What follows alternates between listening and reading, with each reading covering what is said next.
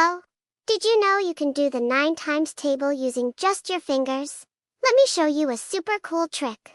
Hold your hands out like this, with 10 fingers. Each finger represents a number from 1 to 10. Now let's try 9 times 2. Close the second finger. Now look.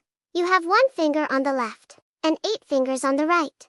That makes 18. So 9 times 2 equals 18. Now let's try 9 times 3.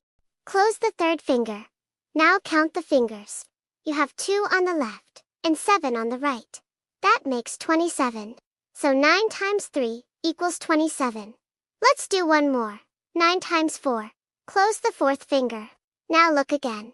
You have 3 fingers on the left, and 6 on the right. That makes 36. So 9 times 4 equals 36.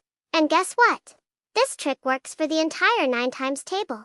Try it yourself with your fingers.